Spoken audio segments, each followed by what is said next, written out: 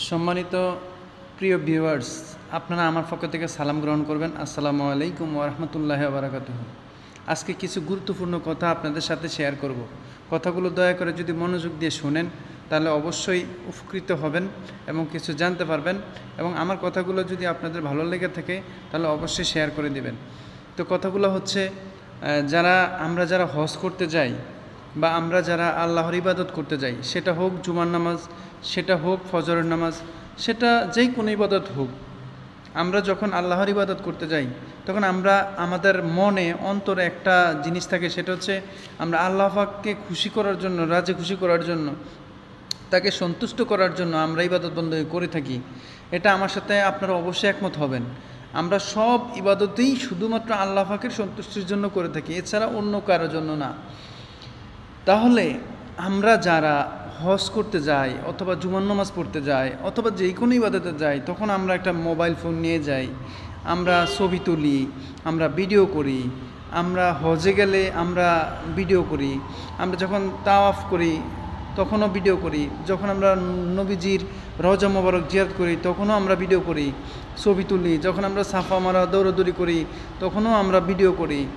আমরা যেই কোনো ইবাদত, আমরা যখন শুক্রবারে নামাজ পড়তে যাই তখনও দেখা যায় আমরা জুমার নামাজ পড়ে এসে আমরা একটা সেলফি তুলে ফেসবুকে পোস্ট করে দিচ্ছি যে আমি জুমার নামাজ পড়ে আসছি, আপনাদের সবাইকে জুম্মা মোবারক জানাচ্ছি।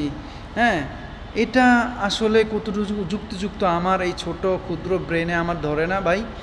আমি খুবই ছোট মানুষ, আমার এই ব্রেনে মনে হয়েছে যে এই কথাগুলো আপনাদের সাথে শেয়ার করা উচিত, সেই জন্য আমি আপনাদের সাথে এই কথাগুলো শেয়ার করছি।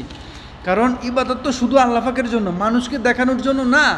আমরা তো কোনো মানুষকে দেখানোর জন্য ইবাদত করি না। তাহলে কেন আমরা ইবাদত করতে গিয়ে ভিডিও করি, ছবি তুলি, ফেসবুকে পোস্ট করি, ইউটিউবে পোস্ট করি? কেন আমরা বলি যে দেখেন আমরা মক্কা শরীফ হজ করতে আসছি, আমরা উমরা করতে আসছি, এইমাত্র জুমার নামাজ পড়ে আসলাম, এইমাত্র ফজর নামাজ পড়ে আসলাম, আপনাদেরকে জুম্মার শুভেচ্ছা জানাই? এসব কি ভাই? আপনি কি ফেসবুকে পোস্ট দেওয়ার জন্য নামাজ পড়তে গেছেন? আপনি কি ফেসবুকে পোস্ট দেওয়ার জন্য হজে গেছেন? আপনি কি ফেসবুকে পোস্ট করার জন্য আপনি নবীজির রওজা মোবারক জিয়ারত করতে গেছেন? তো এসব যদি আপনার উদ্দেশ্য না হয় তাহলে এগুলা কেন করতেছেন? এগুলো তো আপনার জন্য ক্ষতি হইতেছে। ইবাদত তো হচ্ছেই না, বরং এগুলো আপনার জন্য মানে ক্ষতির কারণ হয়ে যাচ্ছে, আপনার ব্যক্তিগত ক্ষতির কারণ হয়ে যাচ্ছে। আপনি নিজেও জানতে পারতেছেন না যে আপনার এই ইবাদতগুলো মানুষকে দেখানোর কারণে আপনার ভিতরের যেই নেক আমলগুলো আছে এগুলো ধ্বংস হয়ে যাচ্ছে, এগুলো দিন দিন শেষ হয়ে যাচ্ছে। সুতরাং এই পথ থেকে আপনারা ফিরে আসুন, এই লোক দেখানো ইবাদত থেকে ফিরে আসুন। মানুষ দেখানো ইবাদত কইরেন না, দয়া করে মানুষ দেখানো ইবাদত করেন না।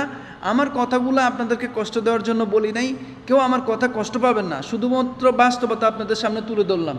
যদি আমার কথাগুলো আপনাদের কাছে ভালো লাগে অবশ্যই ভিডিওটি শেয়ার করে দিবেন, অন্যদেরকে দেখার সুযোগ করে দিবেন। আমার কথাগুলো ভালো লাগলে একটা কমেন্টে জানিয়ে যাবেন যে আমি কথাগুলো সঠিক বলছি না ভুল বলছি। সবাই ভালো থাকবেন, সুস্থ থাকবেন। আসসালামু আলাইকুম।